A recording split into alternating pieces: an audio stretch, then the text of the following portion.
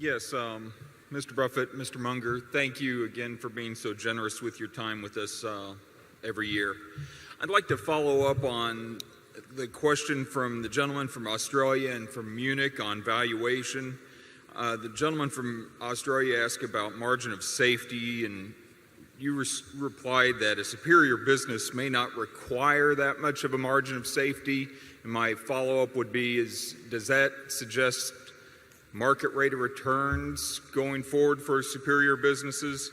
And then on the Munich valuation, in which you cited a farm example on discounted cash flows, I'm very curious how you come up with your discount rate and how you might adjust that discount rate based upon various businesses. You might want to discuss your discount rates used for Coca-Cola, J&J, or some of your past investments. Yeah, we don't formally have discount rates. I mean, every time I start talking about all this stuff, Charlie reminds me that I've never prepared a spreadsheet. But I do, in effect, in my mind, I do. But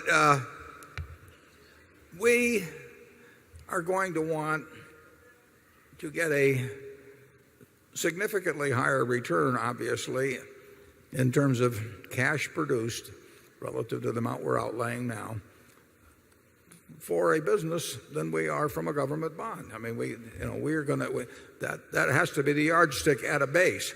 Then how much more do we want? Well, if government bond rates were 2%, we're not going to buy a business to earn 3 or 3.5% expectancy over the years. We just don't want to commit our money that way. We'd rather sit around and wait a little while. If they're 4.75%, what do we hope to get over time?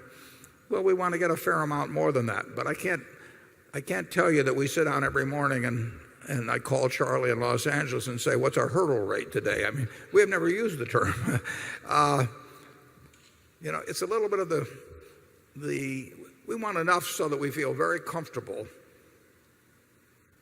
if they close on the stock market for a couple of years, if interest rates go up another 100 basis points or 200 basis points, we're still happy with what we bought.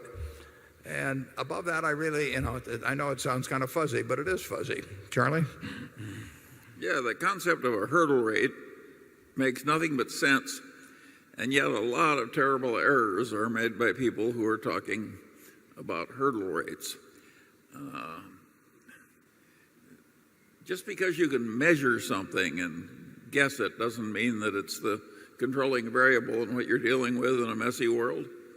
And I don't think there's any substitute for thinking about a whole lot of investment options and thinking about why one is better than another and what the likely returns are from each, et cetera, et cetera. And the trouble with the hurdle rate concept, not that we don't have one in a sense,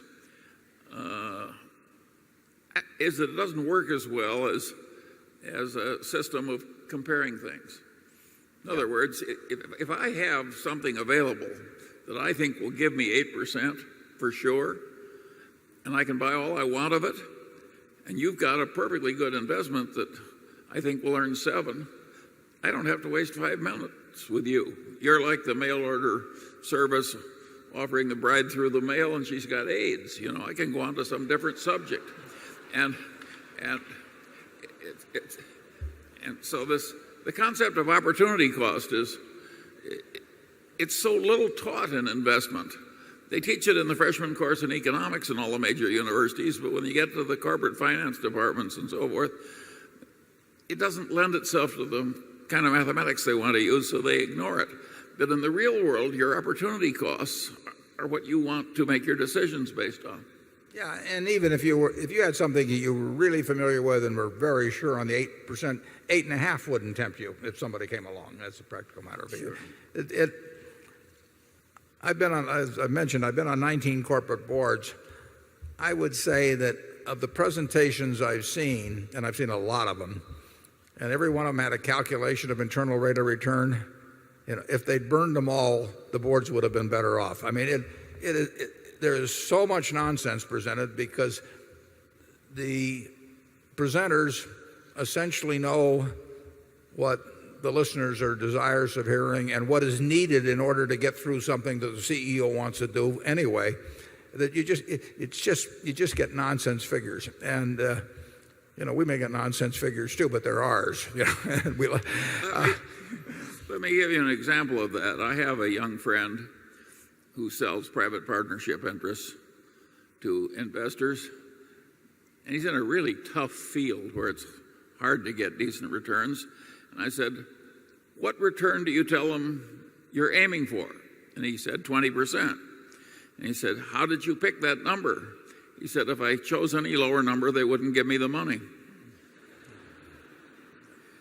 And there's no one in the world we think can earn 20% with big money. I mean, so anybody making a promise like that, basically, we're going to write off immediately. It's amazing to me what, in a sense, how gullible big investors are, pension funds and so on, and that they have people come around and promise them the Holy Grail, and they want it so badly, that they're willing to believe things that just have to be nonsense.